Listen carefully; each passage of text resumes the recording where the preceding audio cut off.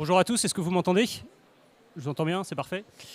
Ok, alors bonjour à tous, donc bienvenue sur cette conférence qui est intitulée Concession, gérance, franchise, qu'on peut traduire par une présentation en fait des divers modes de distribution, des divers contrats qui permettent en fait d'assurer la distribution soit des produits, soit des services. Voilà l'intitulé de l'atelier. Avant de démarrer, très brièvement, j'ai commencé quand même par me présenter. Donc, je m'appelle Yann Hérault, je suis avocat en droit des affaires au barreau de Rennes. Très concrètement, j'exerce dans un cabinet qui s'appelle Capcode. On est une vingtaine de personnes dans le cabinet. On est situé au-dessus des locaux de la gare, à côté de l'hôtel Ibis, si vous êtes familier du centre-ville de Rennes. Concrètement, on est un cabinet des affaires un peu full service, c'est-à-dire qu'on accompagne les dirigeants et les entreprises de la création au développement, à la cession, la transmission, les contrats, les marques, etc. Bref, on est un peu un cabinet full service pour vraiment accompagner les dirigeants et les chefs d'entreprise. Me concernant, moi je suis spécialisé dans ce qu'on appelle le droit économique, c'est-à-dire l'activité externe de votre société. C'est-à-dire que votre société, elle est constituée, vous avez un produit, un service à commercialiser, tout est bon, et à partir de là, vous allez développer votre business, vous allez être amené à passer des contrats, trouver des prospects, etc. Moi, je vous accompagne pour organiser tout ça d'un point de vue juridique et donc évidemment d'un point de vue contractuel, ce qui nous amène, vous voyez, très vite sur les différents contrats qui existent, la concession, la franchise, la gérance, et il y en a bien d'autres. Voilà pour cette petite présentation, cette petite introduction. Concrètement, dans le cadre de cette conférence, ce que je voudrais commencer par vous dire, c'est qu'il existe différents contrats qui s'offrent à vous pour réaliser votre business. Concrètement, des contrats, il y en a environ une dizaine. Il y a la concession, la franchise, les contrats d'intermédiaire avec les agents commerciaux, les apporteurs d'affaires, des contrats qui s'approchent du quasi-salariat, c'est notamment ce qu'on appelle la gérance. Bref, vous avez toute une multitude de contrats, toute une palette qui existe, exactement comme quand vous constituez une entreprise. Il y a différentes formes de sociétés qui s'offrent à vous, la SARL, la SAS, etc. Pour les contrats de la distribution et pour encadrer votre business, grosso modo, c'est la même chose. Vous avez donc différents contrats qui s'offrent à vous et le premier point, qui est un point un petit peu introductif, c'est de retenir simplement que parmi ces différents contrats, ils ont chacun leurs avantages et leurs inconvénients. Si vous préférez, ils ont chacun leurs forces et leurs faiblesses. Ça, c'est un point qui est important de bien retenir parce qu'on a régulièrement des clients qui viennent nous dire mais concrètement, qu'est-ce qui est le mieux pour moi? C'est pas comme ça qu'il faut poser le problème. Si vous voulez, vous avez différents types de contrats qui existent, concession, franchise, etc. Et selon vos objectifs, selon vos envies, selon vos limites, etc., on va pouvoir vous conseiller le contrat qui est le plus approprié pour votre situation. Mais en aucun cas, il y a un contrat de distribution qui serait un peu par nature, par essence, disons, supérieur à un autre. Voilà. Il existe différents contrats et selon les situations très factuelles, très concrètes qu'on va rencontrer, l'un des contrats sera le plus approprié pour votre situation, c'est-à-dire votre situation, la vôtre, votre situation personnelle. L'objectif là de cette conférence, de cet atelier, c'est de vous présenter ces différents contrats qui existent, en partant évidemment des principaux, et de dresser un rapide tour d'horizon des différents contrats, d'insister sur les lignes de force, d'insister sur les écueils, et bien sûr de faire des comparatifs entre ces différents contrats. Concrètement, à ce stade, il me reste simplement à vous expliquer comment j'ai organisé cet atelier. Écoutez, la présentation vaut ce qu'elle vaut, elle pourrait être discutée, mais grosso modo, je suis parti d'un plan où on va partir des contrats de distribution qui présentent la plus grande indépendance. Quand je dis la plus grande indépendance, c'est entre la tête de réseau et le distributeur. On va partir des contrats où il y a vraiment une indépendance juridique et dans les faits qui est extrêmement forte. Tout ça pour évoluer vers des contrats où on s'approche vraiment du salariat. Je pense notamment à la gérance, à la succursale. Le premier contrat donc, qui peut se présenter, qui s'offre à vous pour réaliser votre business, c'est-à-dire pour distribuer vos produits ou vos services, c'est ce qu'on appelle la concession. La concession, c'est un mode de distribution extrêmement développé. Concrètement, je vous ai donné la définition. Vous avez donc un concédant, qu'on appelle plus généralement la tête de réseau, qu'on appelle parfois l'animateur de réseau. Tous ces termes sont un petit peu similaires. On a donc une tête de réseau qui va accorder à un distributeur, qu'on appelle un concessionnaire, le droit de revendre ses produits ou ses services, et généralement sur un territoire exclusif. Quand on vous dit un territoire exclusif, qu'est-ce que ça veut dire? Par exemple, vous allez être le seul concessionnaire de la région Rennes Sud à pouvoir distribuer les produits ou les services du concédant. Ça, c'est ce que la tête de réseau délègue au concessionnaire, le droit de revendre sur un territoire exclusif. Ça, c'est d'un côté. D'un autre côté, quelle est évidemment la contrepartie ? La contrepartie, c'est simple, c'est que le concessionnaire, c'est-à-dire le membre du réseau, eh bien, lui, généralement, s'engage à ne s'approvisionner que chez le concédant. C'est-à-dire que vous êtes concessionnaire, vous êtes généralement concessionnaire qu'on appelle monomarque, c'est-à-dire que vous ne distribuez qu'une seule marque. Si vous voulez un exemple concret, c'est très fréquemment ce qu'on trouve dans le domaine automobile. Vous êtes concessionnaire, revendeur, comme ils disent dans le jargon, Citroën, Audi ou BM, mais vous n'êtes pas les trois à la fois. Bref, vous êtes monomarque. C'est l'idée tout simplement de l'approvisionnement exclusif. Voilà concrètement la présentation de ce contrat, la concession. Donc la tête de réseau qui autorise le concessionnaire à distribuer des produits ou des services. Le premier point sur le contrat de concession qui est important de retenir, c'est que la tête de réseau, donc le concédant et le concessionnaire, sont tous les deux des indépendants. C'est-à-dire que juridiquement, il s'agit de deux personnes, deux sociétés dans les faits, qui sont totalement distinctes et totalement autonomes. Et cette grande indépendance de la tête de réseau et du concessionnaire a des conséquences juridiques extrêmement fortes. Les principales conséquences, je vous les ai indiquées ici, c'est que d'un côté, le concessionnaire, c'est-à-dire le revendeur, est libre de fixer ses propres prix de revente. C'est-à-dire que vous achetez auprès de la tête de réseau le produit, vous êtes libre, vous en tant que concessionnaire, de le revendre à vos clients finaux, ce au prix que vous déterminez librement. Si vous préférez le dire autrement, la tête de réseau, l'animateur de réseau ne peut pas vous imposer un prix de revente, c'est rigoureusement interdit. Ce qu'il peut faire au maximum, c'est généralement vous conseiller des prix, c'est ce qu'on appelle la politique de prix conseillé. Ça, la tête de réseau peut parfaitement vous conseiller des prix, mais en aucun cas, vous n'êtes juridiquement lié par ces prix de revente. Donc vous êtes indépendant. Indépendance pour le concessionnaire, ça signifie que lui peut fixer ses prix de revente. Mais cette indépendance juridique, elle a également une contrepartie, c'est que le concessionnaire, en tant que commerçant indépendant, supporte l'ensemble des coûts qui sont liés à son activité. L'ensemble des coûts qui sont liés à l'activité, qu'est-ce que c'est ? C'est les principaux coûts que vous connaissez à peu près tous, c'est-à-dire le coût du local, le bail commercial, la masse salariale, si vous en avez, la masse de fonctionnement, le BFR, etc. Bref, vous gérez et vous supportez l'intégralité des coûts de votre entreprise quand vous êtes concessionnaire. Vous êtes indépendant, ça vous engage juridiquement et ça vous, entre guillemets, responsabilise. Deuxième point extrêmement important pour le contrat de concession, donc vous êtes d'abord indépendant. Le deuxième point qui est extrêmement important, c'est de souligner que ce contrat de concession, il est largement soumis à ce qu'on appelle la liberté contractuelle. Alors, concrètement, la liberté contractuelle, qu'est-ce que ça veut dire ? C'est-à-dire que le contrat de concession, c'est un contrat qui n'a pas de régime légal attitré. C'est-à-dire que concrètement, si vous ouvrez le code civil ou le code de commerce, vous n'allez pas trouver un chapitre, une section ou un paragraphe qui est dédié au contrat de concession. Partant de là, comme il n'y a pas de régime légal, ce contrat peut être librement organisé. Librement organiser ce contrat, c'est une force comme une faiblesse. C'est un avantage comme un inconvénient. Pourquoi ? Parce que dans la pratique, qu'est-ce qui se passe ? Ce contrat, vous vous en doutez, il est généralement édité par la tête de réseau et il est quelque part à prendre ou à laisser pour le concessionnaire. C'est-à-dire que la tête de réseau va vous présenter le contrat avec des clauses qui sont généralement extrêmement favorables à la tête de réseau. Et vous, en tant que concessionnaire, en tant qu'entrant dans le réseau, vous n'avez qu'une marge de négociation qui est relativement limitée.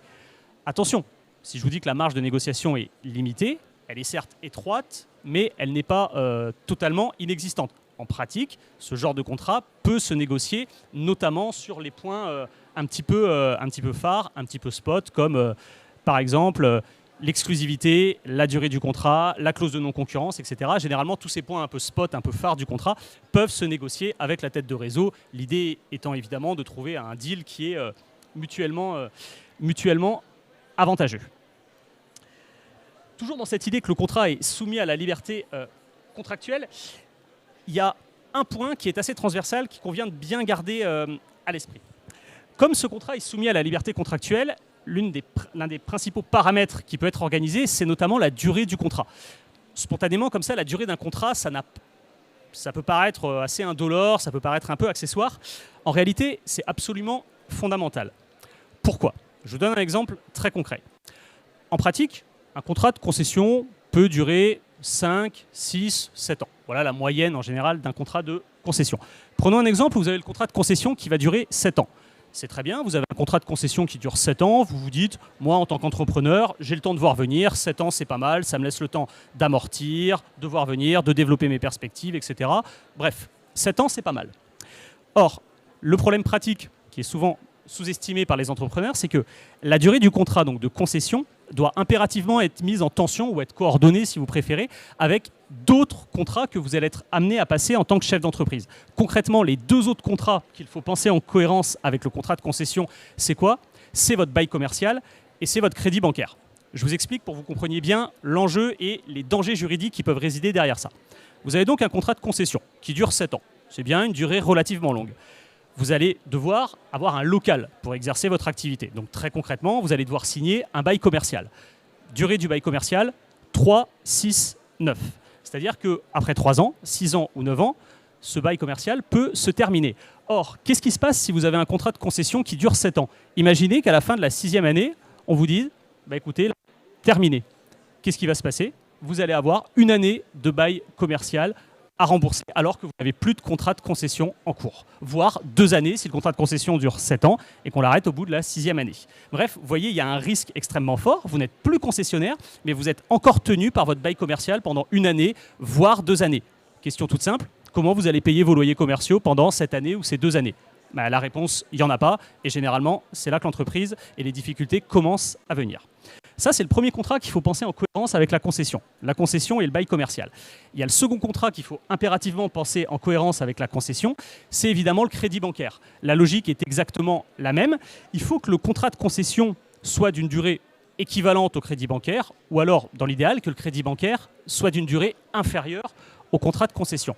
Pourquoi? Parce que la même situation que pour le bail commercial peut se présenter. Très concrètement, votre contrat de concession va s'arrêter, c'est-à-dire qu'il ne va pas être renouvelé par la tête de réseau, mais vous allez être encore engagé envers votre banque pour un crédit bancaire qui dure encore 1 an, voire 2 ans, voire plus. Même question, comment allez-vous faire pour rembourser ce crédit bancaire si vous n'avez plus d'activité économique?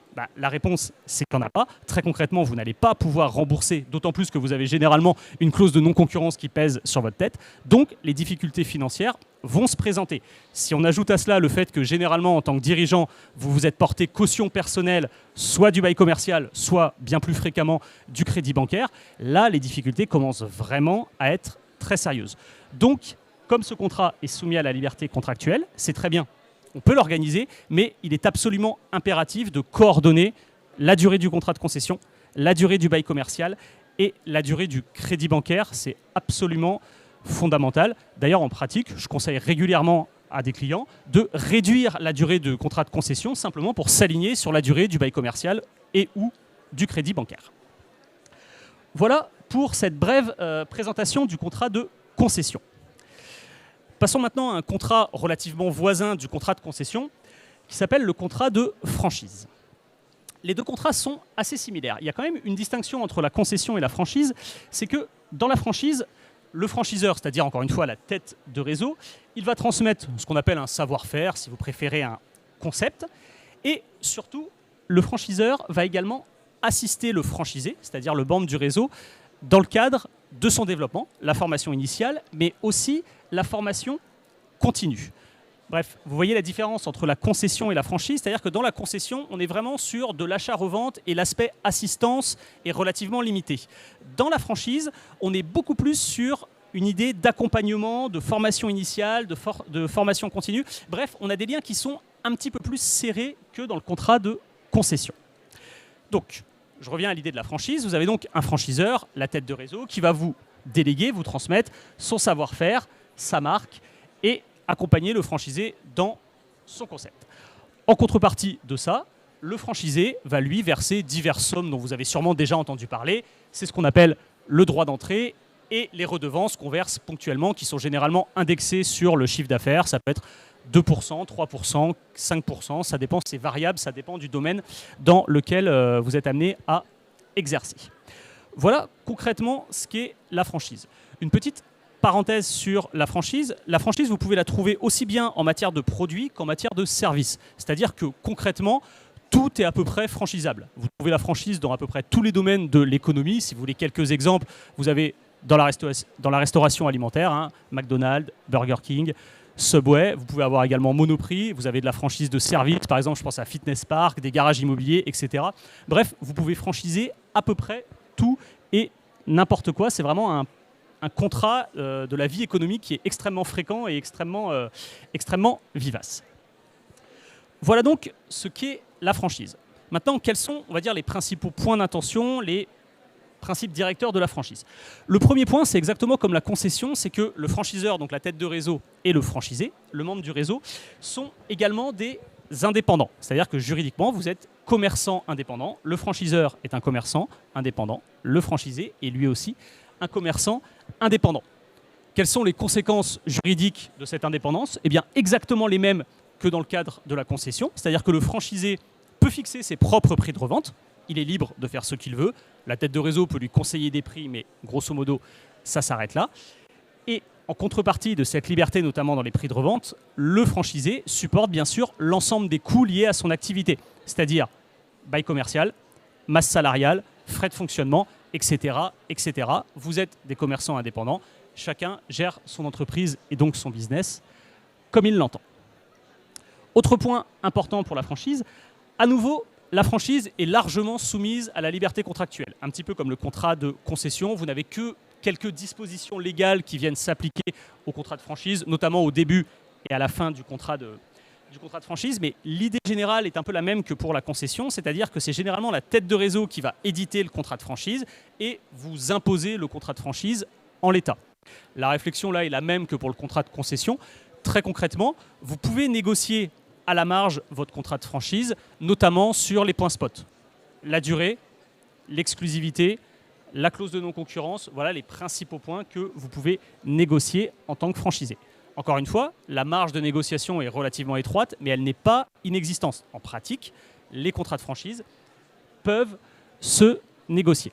Mais attention, le contrat de franchise est généralement conclu au détriment du franchisé. Et d'ailleurs, petite parenthèse purement juridique, on a actuellement beaucoup de contentieux, beaucoup d'arrêts, notamment de la Cour d'appel de Paris et certains qui arrivent bientôt en cassation, qui commencent à faire un petit peu le nettoyage dans diverses clauses des contrats de franchise où les clauses étaient vraiment trop pro-franchiseurs. Donc du coup, actuellement, il y a un mouvement général qui tend à, on va dire, à un petit rééquilibrage du contrat de franchise. On essaie de replacer un petit peu le curseur au milieu pour avoir des contrats un petit peu plus équilibrés. Mais attention, c'est qu'un mouvement, on n'en est qu'à ses débuts. De manière générale, les contrats de franchise sont quand même généralement assez déséquilibrés. Écoutez, si vous voulez, pour les questions, on pourra les poser après. J'ai bientôt fini la présentation. Je profite juste pour terminer sur la franchise. Je n'en ai fait qu'une brève présentation pour une raison simple, c'est que cet après-midi, je tiens une autre conférence qui, elle, va être dédiée exclusivement à la franchise. Donc ça va être l'occasion de détailler un petit peu la formation, l'exécution, la fin du contrat en revenant sur chacune de ces clauses. Donc je fais grosso modo la même intervention à 13h30 ou 13h45 de mémoire. Mais voilà le contrat de concession et le contrat de franchise. Vous voyez, deux contrats relativement similaires. La principale différence tenant à la transmission du savoir-faire et à l'accompagnement qui est beaucoup plus prégnant, beaucoup plus puissant en matière de franchise. Autre contrat de distribution qui vous permet de distribuer des produits et des services. Il n'est pas dans le cadre de cet atelier, mais j'en touche quand même un bref mot parce que ce sont des contrats qui ont une importance économique extrêmement importante. Concrètement, c'est ce qu'on appelle les contrats d'intermédiaire. Les contrats d'intermédiaire, il y en a une grande variété. Le premier que vous allez fréquemment rencontrer, c'est ce qu'on appelle le contrat d'agent commercial. Alors là, on change radicalement de logique par rapport à la concession et à la franchise. L'agent commercial, c'est un mandataire. C'est-à-dire que concrètement, c'est un intermédiaire qui est transparent. C'est-à-dire que c'est la tête de réseau qui lui indique ce qu'il doit faire, ce qu'il doit distribuer. Et concrètement, la conséquence juridique extrêmement importante, c'est que là, la tête de réseau, comme l'agent commercial est transparent, eh bien la tête de réseau peut lui imposer des prix de revente, entre guillemets. Juridiquement, il n'y a pas de revente, mais la tête de réseau, là, a une parfaite maîtrise des prix et de sa politique tarifaire. Donc concrètement, l'agent commercial est relativement soumis aux directives du mandant, c'est-à-dire aux directives de la tête de réseau. La contrepartie de tout ça, c'est quoi? C'est que là, le législateur, notamment européen puis français, est intervenu et a créé un régime qui est dans le Code de commerce. Ce sont les articles L134-1 et suivants qui sont dans le Code de commerce. Vous avez donc tout un régime légal pour l'agent commercial, un régime qui est protecteur, voire sur certains aspects extrêmement protecteur de l'agent commercial. Je vous donne qu'une illustration qui est généralement la plus connue. C'est la fameuse indemnité de fin de contrat à laquelle peut prétendre l'agent commercial. C'est-à-dire que vous pouvez travailler pendant 2 ans, 5 ans, 10 ans, voire plus. Si le contrat d'agent commercial s'arrête, en principe, il y a des exceptions bien sûr, mais en principe, vous avez le droit à une indemnité de fin de contrat qui est calculée sur les commissions perçues généralement pendant les 2 dernières années. Donc le montant de cette indemnité de fin de contrat peut être extrêmement conséquent. Vous avez donc dans les intermédiaires l'agent commercial qui lui a, quand même pour finir dessus, le pouvoir éventuellement de négocier et de conclure le contrat. À côté de l'agent commercial, vous avez un autre intermédiaire qu'on rencontre assez fréquemment, c'est le courtier qu'on appelle plus fréquemment l'apporteur d'affaires ou business developer selon le jargon utilisé. Concrètement, l'apporteur d'affaires a une mission, lui, plus réduite que l'agent commercial. Concrètement, l'apporteur d'affaires, c'est un carnet d'adresses. C'est-à-dire que lui, il se limite à faire une simple mise en relation, là où l'agent commercial va, lui, pouvoir négocier, voire, c'est plus rare, conclure le contrat pour la tête de réseau. Lui, l'apporteur d'affaires, c'est une simple mise en relation. Il fait la mise en relation et la tête de réseau avec le client final va négocier le contrat, le dire, etc. C'est un contrat qui existe, qui est relativement développé.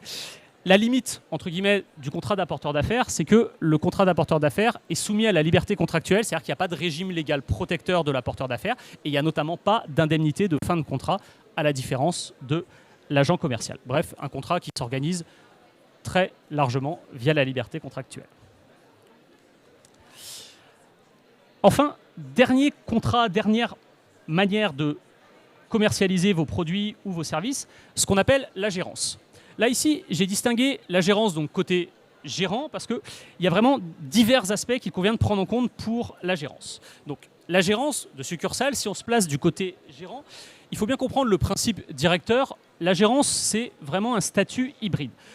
Grosso modo, le gérant, il est sur certains points relativement indépendant, mais sur d'autres points, il est relativement soumis aux directives de la tête de réseau. C'est vraiment un régime qui est hybride. On navigue vraiment entre l'indépendance et la dépendance. Je vais vous expliquer ça juste après.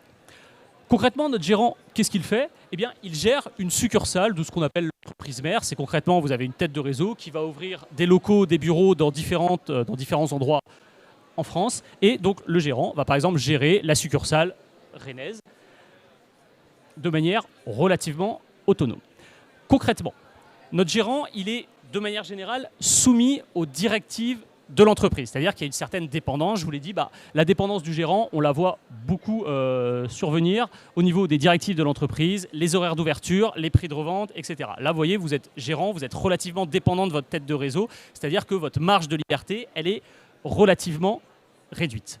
En contrepartie de ça, le gérant est assimilé, j'aime bien l'expression, elle est assez parlante, on dit que c'est un quasi-salarié. C'est-à-dire que certes, vous êtes placé sous la dépendance de la tête de réseau, mais la contrepartie de ça, c'est qu'en tant que gérant, vous allez bénéficier de nombreuses dispositions du droit social, si vous préférez, de nombreuses dispositions du droit du travail. Je vous ai donné quelques exemples, ce n'est pas exhaustif, mais vous avez le salaire minimum, l'AGS en cas de difficulté, les règles du licenciement, la clause de non-concurrence qui peut être rémunérée. Bref, vous êtes dépendant de la tête de réseau, mais en contrepartie de ça, vous bénéficiez des dispositions du droit social, c'est-à-dire du droit du travail.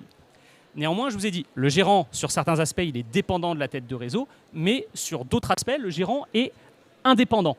Il est indépendant, c'est-à-dire qu'il bénéficie quand même d'une certaine liberté pour gérer sa succursale. Et donc, la contrepartie de ça, c'est que le gérant est privé de certaines dispositions du droit du travail, notamment la durée du travail, les repos, les congés, bref, c'est toute la contrepartie de son indépendance. Donc on est vraiment là dans un régime assez hybride où on s'approche du salariat, mais pas totalement.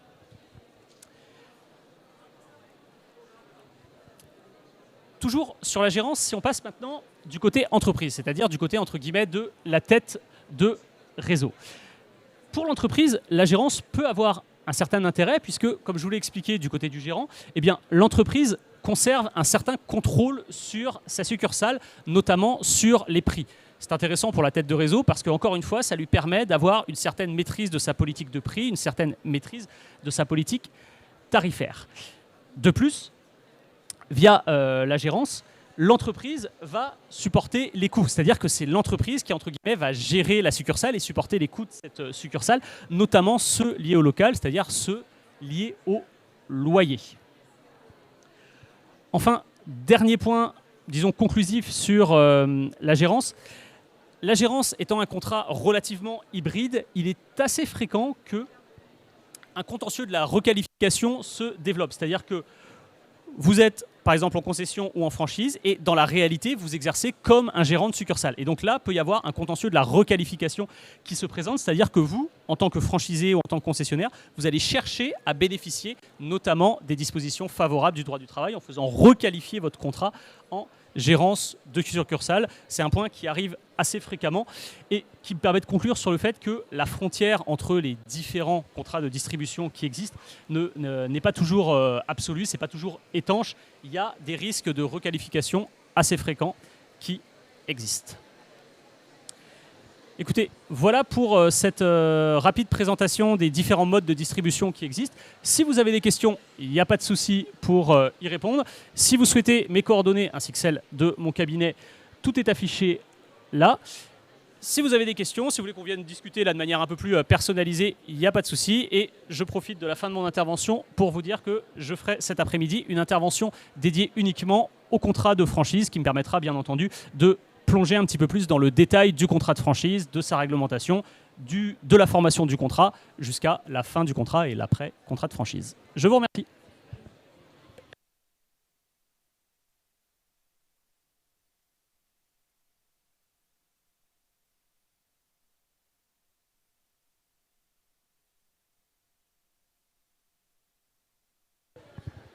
Alors, Madame m'interroge sur une slide de mon diaporama où il y avait la mention DIP.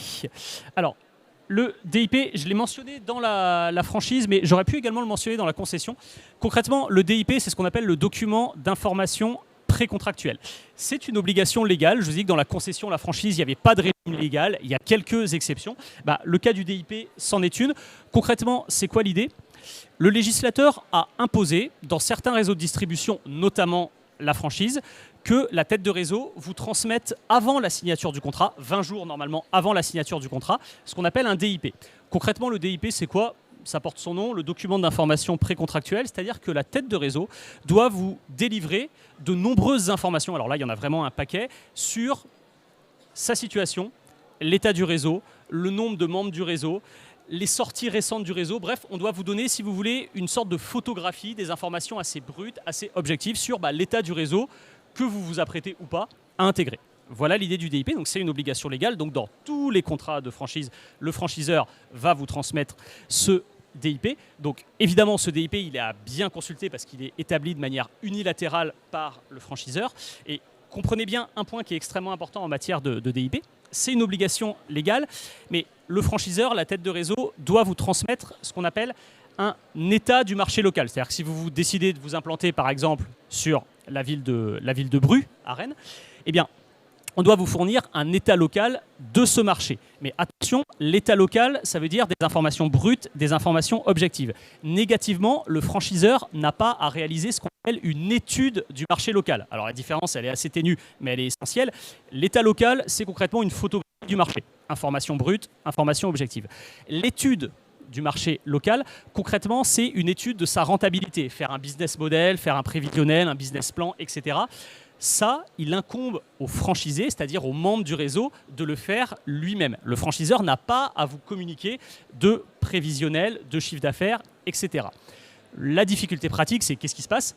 Très concrètement, c'est qu'on a certains franchiseurs qui, pour appâter des candidats, etc., parce que la franchise, c'est également un business au-delà des clauses juridiques, vous avez certains franchiseurs qui transmettent volontairement un prévisionnel, des chiffres d'affaires, de la rentabilité. Bref, vous avez des franchiseurs qui réalisent non pas un état du marché local, mais une véritable étude du marché local. Or, qu'est-ce qui risque de se passer en pratique ? C'est que les prévisionnels annoncés par le franchiseur sont relativement exagérés, voire totalement farfelus. Et donc, du coup, quand vous êtes franchisé, réalisez une contre-analyse de ces chiffres, etc. Faites-vous votre propre analyse parce que le contentieux sur la rentabilité du contrat de franchise, c'est-à-dire des franchiseurs qui ont transmis des informations qui au final s'avèrent complètement farfelues, complètement à côté de la plaque, le contentieux à ce niveau-là, il est massif. Je pèse mes mots, il y a énormément de contentieux là-dessus parce que les franchisés s'engagent au vu de chiffres qui n'ont pas de réalité, qui n'ont pas de substance, qui sont exagérément optimistes. Donc vraiment, faites attention. État du marché, très bien, le franchiseur est dans les clous au niveau légal. Par contre, s'il se livre à une étude du marché, attention, vous êtes franchisé, vous êtes commerçant indépendant, donc à vous de faire une contre-analyse, d'apprécier ces chiffres, etc. L'indépendance, c'est bien, mais ça a aussi des contreparties.